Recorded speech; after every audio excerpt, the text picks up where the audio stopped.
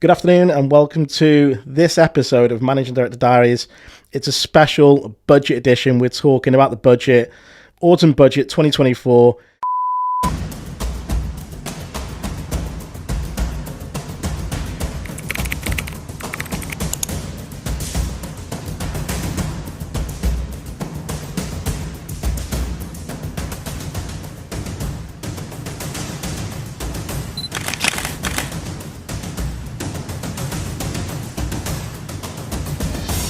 It's been a hell of a ride over the last few hours. I listened to it live and there's some really interesting stuff that's come out. The biggest thing that's notable is the change to national insurance for employers.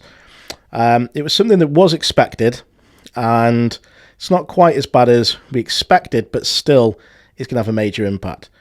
So for those who aren't sure how national insurance works, if you're an employee and you work at a company, if you look at your pay slip, you'll see on there national insurance. So employees pay their national insurance too. And as an employer, we take that national insurance and that tax off your gross wage and then leave you the rest. But a lot of people don't realise employers also have to pay as well. Regardless of your earnings, as such, we don't take it out your wages. Whatever your earnings are, 15% on top is what we have to pay now, the government.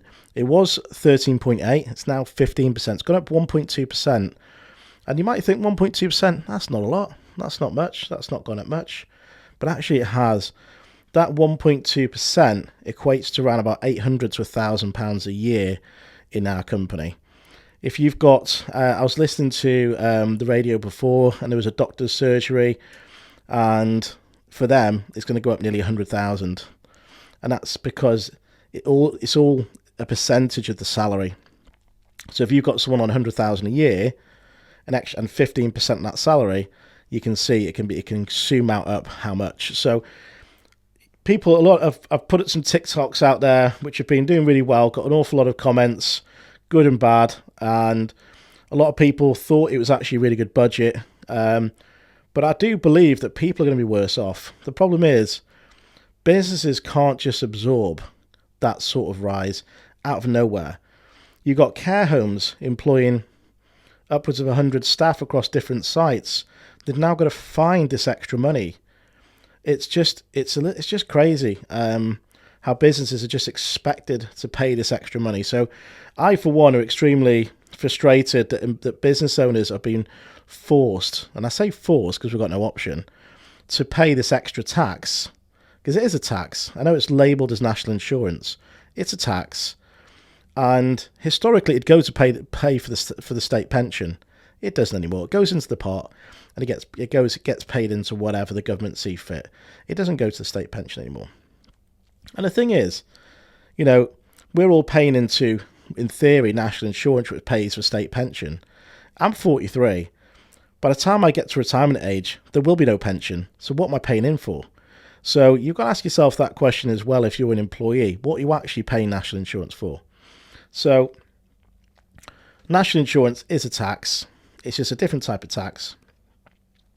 And we all got to pay it. So the thing is, I just think they could have done it differently. We've just had a massive, one of the biggest rises in tax since the war. It's been a shocker. So the government with their new budget, have looked to raise 40 billion. 25 billion of that is coming from national insurance.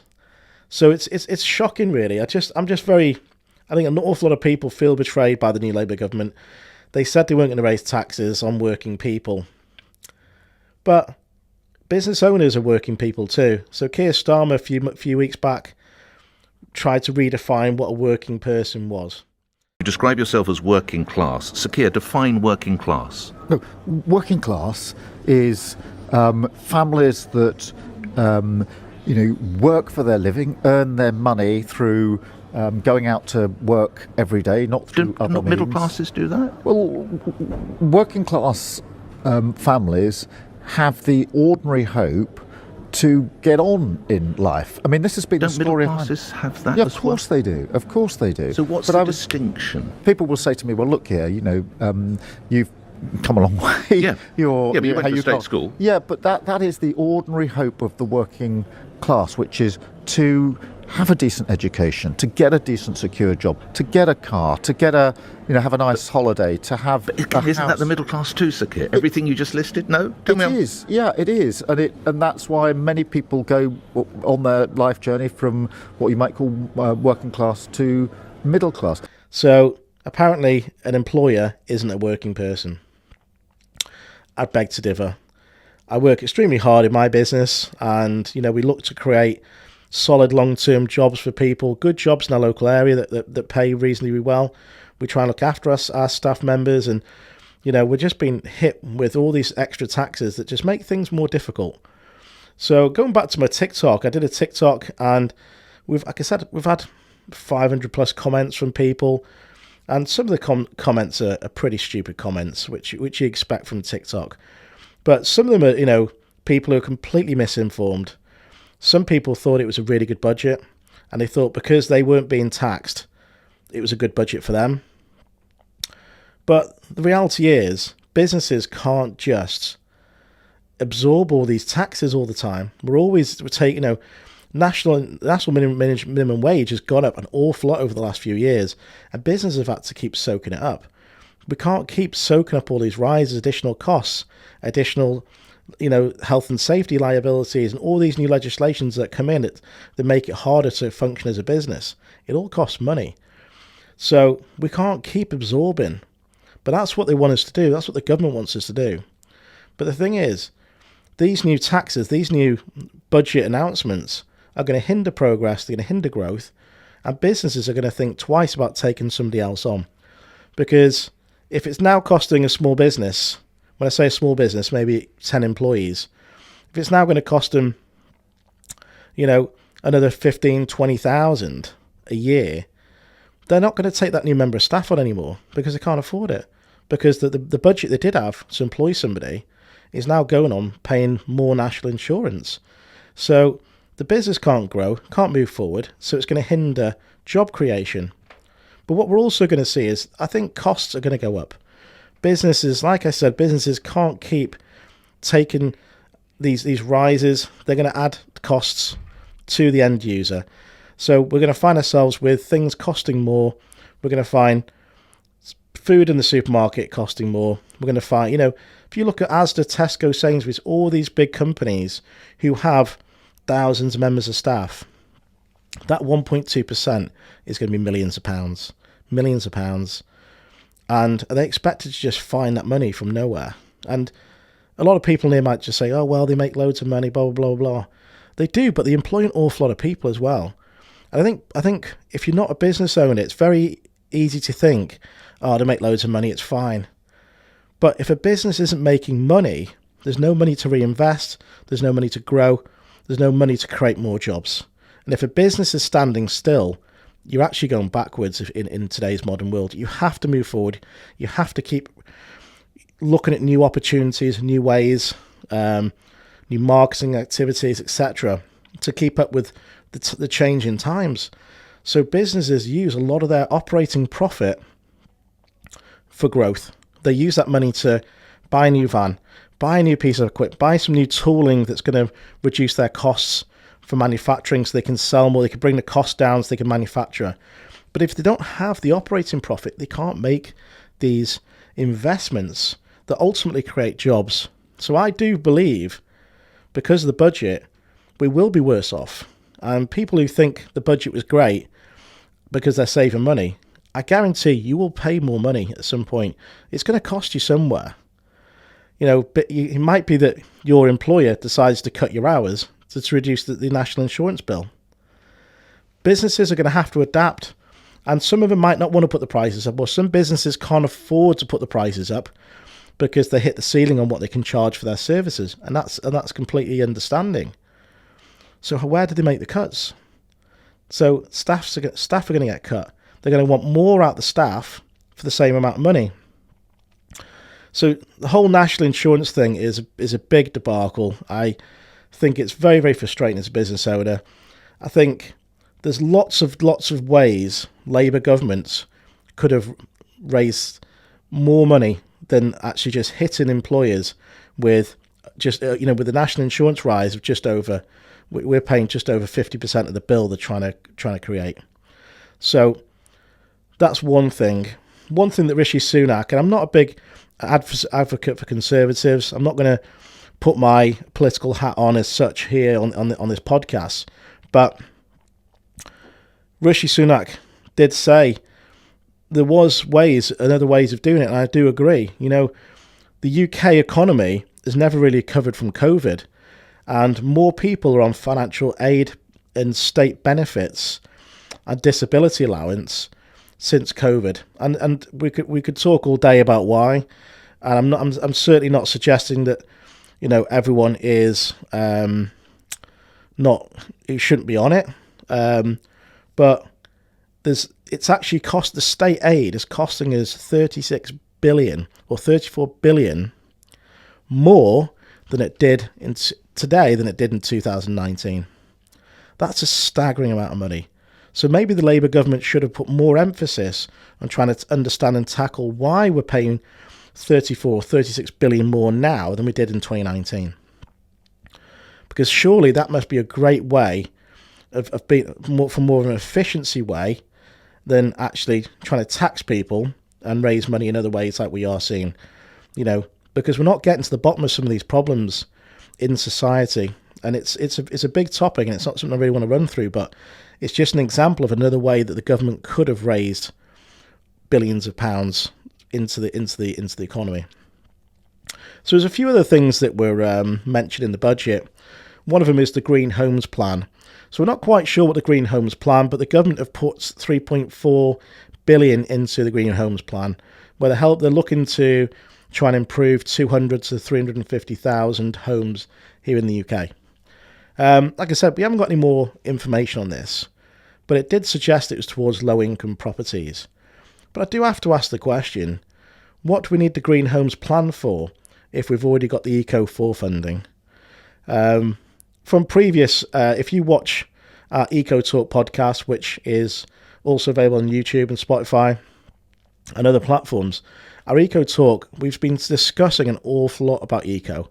And we're going to be filming a podcast very soon about eco, because we're concerned, and I say we're going to bring in a local rival, actually, to talk about how we think eco is affecting the renewable energy industry, something we've been passionate about for the last 15 years since we came into the industry.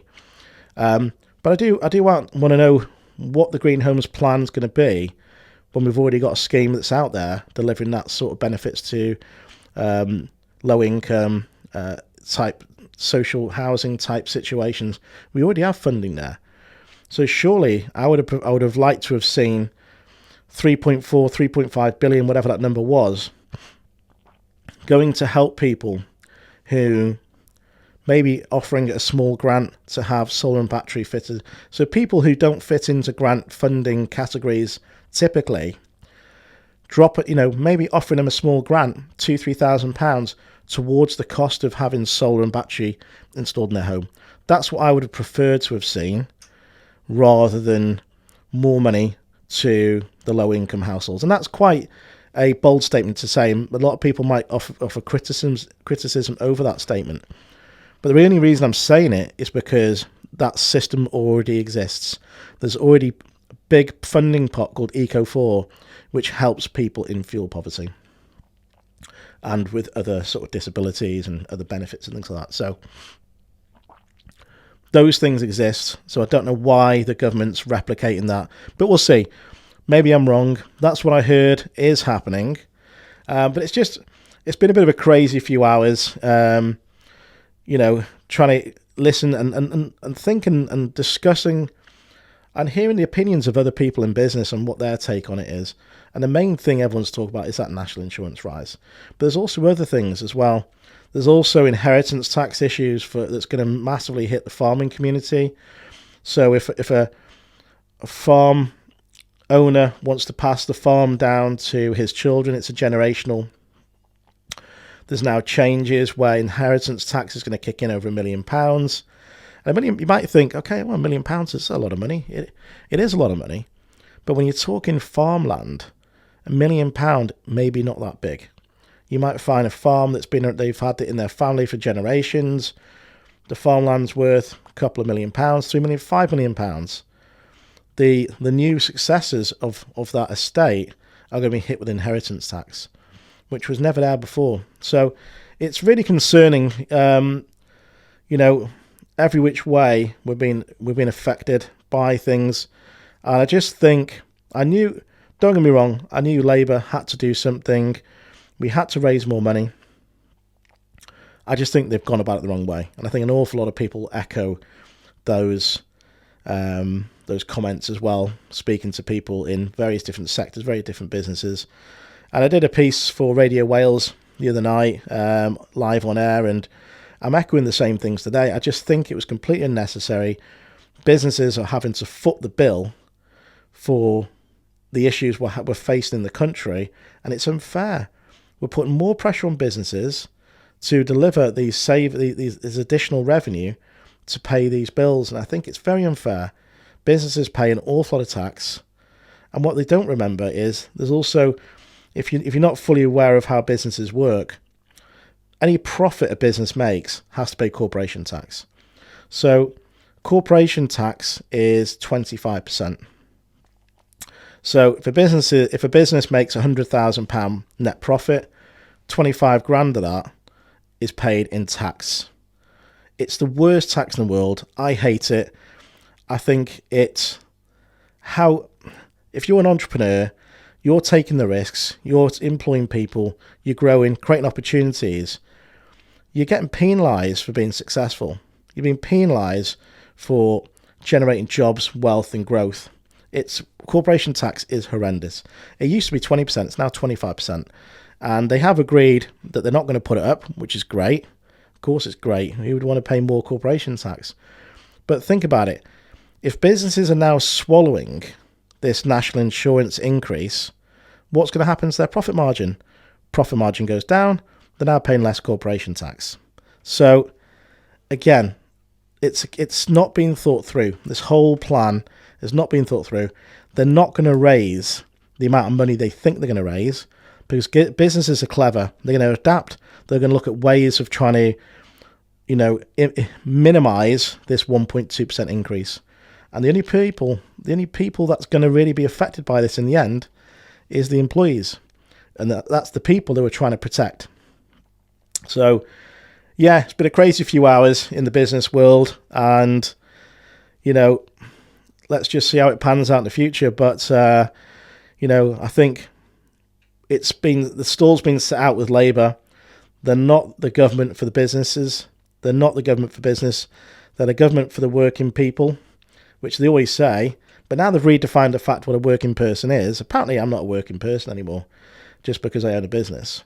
It is absolutely ridiculous. Absolutely bananas. Ridiculous. We're all working people. If you get up and go to work, we're working people. That's it as far as I'm concerned. If you don't work for whatever reason, whether it's genuine or not, you're not a working person because you're not in work. But anyone who gets up, goes to work and does a hard day's work is a working person, in my opinion. So it's very frustrating that Labour have U-turned on there and tried to manipulate and change their policies to say they've fallen in line with the manifesto. So I'm sure there's more to come from this government, and a lot of people are concerned. I think there's been some big changes in the stock markets today, so we'll see how the markets do recover and how they perform. And yeah, we'll see what sort of shit show comes out of this whole budget. But make sure you stay tuned for any more episodes of Managing Director Diaries. We've got some great people coming in to chat with me very, very soon. But it's all good. We'll see you soon. And thanks for tuning in.